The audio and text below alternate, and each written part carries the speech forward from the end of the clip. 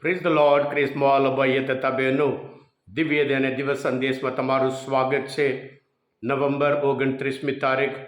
આ સંદેશ સાંભળવા તમારા સૌ માટે અને તમારા પરિવારજનો વિશે પ્રાર્થના કરું છું. તમારા બાઇબલ લઈ લો. પ્રભુ આપણે શું સંદેશ આપે છે તે સાંભળીએ. લુકનો ગ્રંથ 21મો અધ્યાય 29થી 33મી કલમ સુધી. ઈસુએ તેમને આ દ્રષ્ટાંત સંભળાવ્યું.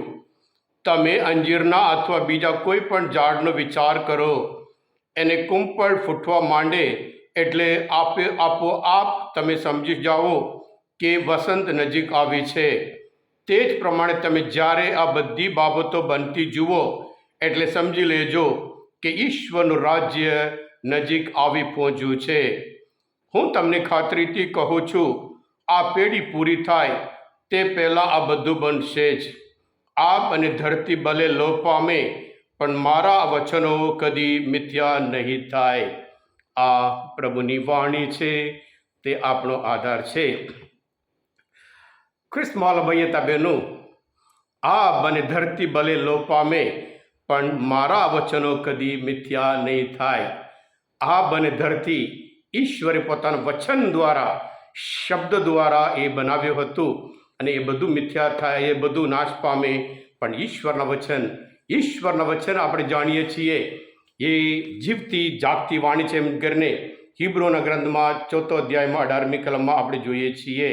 અને એવી જ રીતે ઉત્પત્તિના ગ્રંથમાં આપણે જોઈએ છીએ ઈશ્વરના વચનમાં પાવર છે, શક્તિ છે. ઈશ્વર બોલે ઉત્પત્તિના ગ્રંથમાં 1 અધ્યાયમાં 3જી કલમમાં પ્રકાશ થાવ એ થઈ જાય છે. અને એ જ રીતે ઈશ્વરના વચન માટે શક્તિ પાવર છે. જ્યારે પ્રભુ ઈસુ એ લાઝરસને જે મરી ગયેલા દફનાયેલા કહે છે બહાર આવ, એ બહાર આવે છે. અને એવી જ રીતે લુકના ગ્રંથમાં 7મો અધ્યાયમાં જે માણસ મરી ગયો, જુવાન માણસ, પ્રભુ કહે છે જુવાન માણસ ઉતરે છે, ઉઠે છે. અને એવી જ રીતે માર્કના ગ્રંથમાં 2 અધ્યાયમાં 5મી કલમમાં પ્રભુ એ માણસને કે તારા પાપ માફ કરવામાં આવે છે, એવી રીતે માફ કરવામાં આવે છે. ખ્રિસ્તમાં ભાઈ બહેનો, જ્યારે પણ આપણે મુસાફરી કરતા હોય, આપણે માર્ગ પર ચાલીએ ત્યારે આપણને માટે રોડ પર નિશાની મૂકતા હોય છે, એરો મૂકે છે કે કેવી રીતે જવાનું. જેવી રીતે જે ડેસ્ટિનેશન આપણે પહોંચવાનું હોય ત્યારે આપણે ત્યાં એ બોર્ડ મૂકવામાં આવે છે, સિગ્નલ કહેવાય છે. આ સિગ્નલ આપણે ફોલો કરીએ, જ્યાં આપણે પહોંચવાનું હોય ત્યાં આપણે પહોંચી શકીએ. અને એવી જ રીતે પ્રભુ ઈસુ પોતે આપણે પૂરી ખાતરી આપી છે. યોહાનના ગ્રંથમાં 14મો અધ્યાયમાં 6ઠી કલમમાં પ્રભુ કહે છે હું જ સત્ય છું, હું જ માર્ગ છું. જો આપણે સ્વર્ગમાં જવાનું હોય, જો આપણે શાશ્વત જીવન પ્રાપ્ત કરવાનું હોય, આપણે પ્રભુ જે માર્ગ બતાવ્યો છે, પ્રેમનો માર્ગ બતાવ્યો છે, એ પ્રેમનો માર્ગ પર આપણે ચાલવાનું છે. આપણે જાણીએ છીએ જે વસ્તુઓ જ્યારે રોડ ઉપર આપણે લાલ દેખાય તો પછી ત્યાં જોખમ છે, બંધ કરવાનું છે, આપણે આગળ વધવાનું નહીં. અને એવી જ રીતે પ્રભુની ઈચ્છા છે કે આપણે બધા શાશ્વત જીવન પ્રાપ્ત કરીએ, પ્રભુના મહિમામાં, વૈભવમાં આપણે પણ ભાગીદાર બનીએ.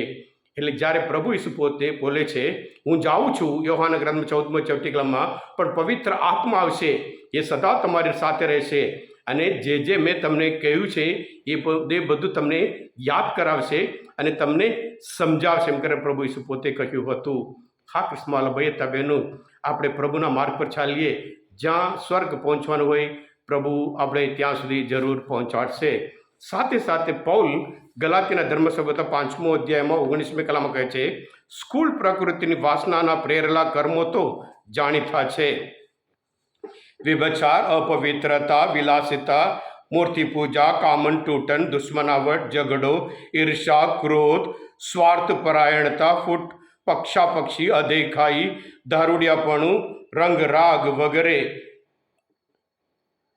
આ વિશે પહેલાં મેં તમને ચેતવણી આપી હતી તેમ ફરી આપું છું.